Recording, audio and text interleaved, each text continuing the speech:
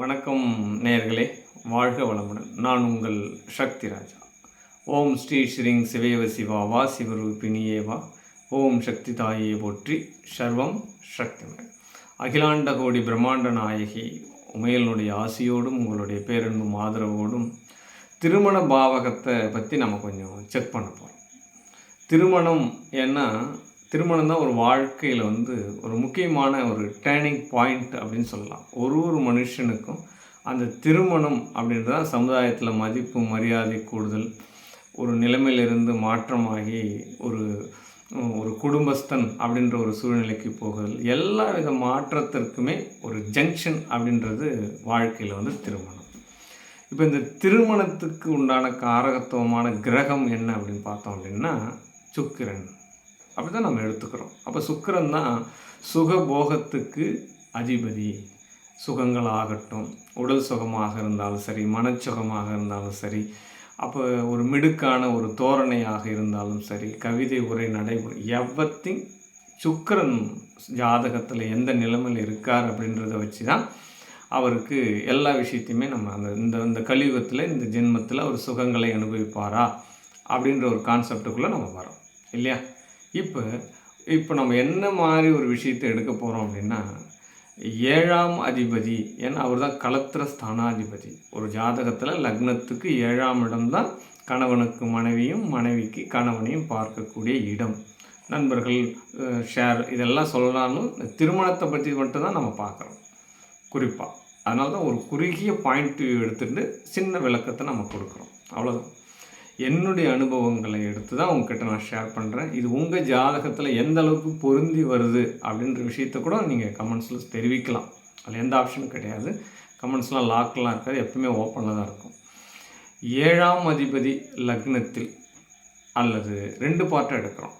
ஒன்று உங்கள் லக்னத்துக்கு எடுக்கிறோம், இன்னும் ஒன்று காலபுருஷ தத்துவப்படி மேஷத்தில் அப்படின்னு எடுக்கிறோம். 2 விஷயமா இதுவும் லக்னமாக பாவிக்கிறோம், நம்ம ஜாதகத்தில் இருக்கக்கூடிய லக்னத்தையும் பாவிக்கிறோம். இது 2 விதமான பலன்களையும் சொல்லும் அப்படின்ற ஒரு விஷயத்தை நம்ம தெரிஞ்சுக்கணும் முதல்ல. அப்போ 7ஆம் அதிபதி லக்னத்தில் இருந்தால் அல்லது மேஷத்தில் சுக்கிரன் இருந்தால் அப்படின்னு எடுத்துக்கலாம். 2 விஷயத்தை எடுத்துக்கலாம். நம்ம இங்கே சுக்கிரன் தான் பிரதானமாக போகிறோம். பொதுவாகவே 7ஆம் அதிபதி லக்னத்தில் இருப்பது மிக மிக சிறப்பு. அந்த ஜாதகத்தில் அது ஒரு உன்னதமான நிலை அப்படின்னு கூட சொல்லலாம். 7ஆம் அதிபதி லக்னத்தில் இருந்தால் என்ன நடக்கும் அப்படின்னா, ஆணுக்கு பெண்ணோ அல்லது பெண்ணோட ஜாதகத்தில் ஆணோ தேடி வருவார்கள் அப்படின்னு பேர். மேக்சிமம் 7ஆம் அதிபதி லக்னத்தில் இருக்கிறது நமக்கு வாலண்டரியாக ஜாதகம் வரும். ஆமாம். அப்போ கணவனுக்கு மனைவி, மனைவிக்கு கணவன் தேடி வரும். எப்படி சார் தேடி வரும் அப்படின்னு சொன்னோம்னா, வேறு இடத்துல எங்கேயாவது ஒரு பெண்ணோட ஜாதகத்தில் இப்படி இருக்குன்னு வச்சுக்கோங்களேன். ஒன்று கணவர் ஆண் தன்னுடைய வாண்டடாக அவருடைய லவ்வை ப்ரப்போசல் பண்ணி தன்னை மனைவியை ஏற்றுக்குவார், அப்படின்னு நடக்கும். இல்லை ஒரு இடத்துல பொண்ணு பார்க்க வந்திருப்பாங்க, அவங்க அங்கே போகிறதுக்கு இல்லாமல் நம்ம இடத்துக்கும் பார்த்து நம்மளை முடிப்பாங்க. அந்த பெண்ணை முடிக்கிறதுக்கு வாய்ப்பு இப்படியெல்லாம் நடக்கும். நம்ம போயிட்டு எல்லாருக்கிட்டையும் ஜாதகம் கொடுத்துட்டு என்னோடய பெண்ணுக்கு மணவாளன் பாருங்கள் அப்படின்னு சொல்கிற மாதிரிலாம் இருக்கவே இருக்காது. அப்போ அதேமாரி தான் ஆணுக்கும் பார்த்திங்கன்னா ப்ரொபோசல் வரும். தானாகவே நான் ஒன்று விரும்புகிறேன் அப்படின்னு சொல்லிவிட்டு அந்த பெண் சொல்லி அந்த கணவனை தேடி அந்த பெண் வருவாள் அப்படின்ற ஒரு ஆப்ஷன் 100% நடக்கும். 7ஆம் அதிபதி லக்னத்தில் இருந்தால் இப்படி தான் அவங்க வாழ்க்கை நிலவரை இருக்கும் அப்படின்னு நல்லா.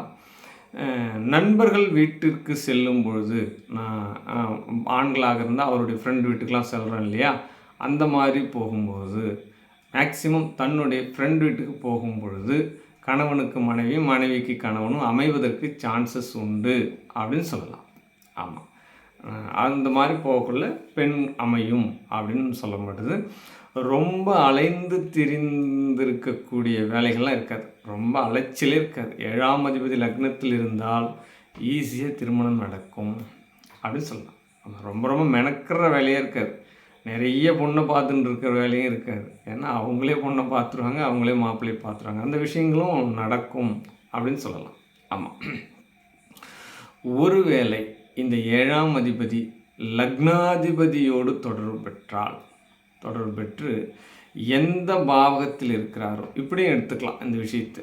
7ஆம் அதிபதி லக்னாதிபதியோடு தொடர்பு பெற்று ஒருவேளை இந்த 7ஆம் அதிபதி லக்னாதிபதியும் சேர்ந்து 10ஆம் இடத்துல இருக்காங்கன்னு வச்சுக்கோங்களேன். அந்த ஜாதகர் ஜாதகிக்கு தொழில் செய்யும் இடத்தில் பெண்ணோ ஆணோ அமையும் அப்படின்ற ஒரு விஷயத்தையும் நீங்கள் எடுத்துக்கலாம். அப்போ எந்த பாவக காரகத்துவத்தை குறிக்குது அப்படின்னு ஜாதகத்தை நம்ம அனலைஸ் பண்ணி இவங்களுக்கு இங்கே தான் பெண் கிடைக்கும், இவங்க தான் மாப்பிள்ளை கிடைக்கும் அப்படின்ற விஷயத்தையும் நாம் கண்டிப்பாக எடுத்துக்கலாம் அப்படின்னு சொல்லலாம். ஆமாம், வேலை செய்யக்கூடிய இடத்துல 100% பெண் கிடைக்கும். 7ஆம் அதிபதி லக்னாதிபதியும் சேர்ந்து தொடர்பு பெற்று 10ஆம் அதிபதியோடு தொடர்பு பெற்றால் தொழில் செய்யக்கூடிய பெண்ணாக அது இருக்கலாம், வேலைக்கு போக பெண்ணாக இருக்கலாம், இல்லை 2 பேரும் பணிபுரிகிற ஒரே இடமா இருந்தால் அந்த 2 பேரும் ஒரே இடத்தாங்க லவபிஷனாகி காதலித்து திருமணம் செய்வார்கள் இப்படின்லாம் சொல்லலாம். மேஷத்தில் சுக்கிரன் அந்த பெண்ணுடைய வீடுகள்லாம் எப்படி இருக்கும், அந்த பெண் எந்த இடத்துல குடியிருப்பால், அந்த பெண்ணோட அமைப்பு எப்படி இருக்கும் அப்படின்னா, மேஷத்தில் சுக்கிரன் இருந்தாலே பொதுவாகவே மலையும் மலை சார்ந்த பகுதியுமாக இருக்கும் அப்படின்னு சொல்லலாம். ஆமாம், அப்படி தான் சொல்லலாம். ஏன்னா மேஷம் என்பது அதனுடைய காரகத்துவமே பார்த்திங்கன்னா மலை சார்ந்த பகுதியை குறிக்கிறது. அப்போ நீர் பிரதேசங்களில் கிடைக்குமா, கடல் ஓரத்தில் கிடைக்குமா, அப்போ வீட்டினுடைய அருகில் கிணறு இருக்குமா அப்படின்னு கேட்குறோம் இல்லைங்களா. அப்போ இந்த மேஷத்தில் சுக்கிரன் இருக்கக்கூடிய ஜாதகிக்கு பார்த்திங்கன்னா அதுக்காக பெரிய மலை சார்ந்த பகுதினா பெரிய கல் அந்த மாதிரிலாம் இல்லை, அந்த பகுதிகள் அந்த மாதிரி ஒரு சூழ்நிலையை கொடுக்கும் அப்படின்னு சொல்லலாம். சரி நேர்களே, ஒரு சின்ன ஹிண்ட்ஸு தான் இது. இதை பற்றி இனி தொடர்ச்சியாக நம்ம நீண்டுமாக ஒரு பார்ட்டாக நம்ம ஆராய்ச்சி பண்ணுவோம். இப்போ 12 பாவங்களோட பற்றியுமே நம்ம இந்த சுக்கிரன் தொடர்பு தான் பார்க்க போகிறோம். சரி நேர்களே, அடுத்த வீடியோக்கள் நம்ம சந்திக்கலாம். வாழ்க வளமுடன். சர்வம் சக்தி.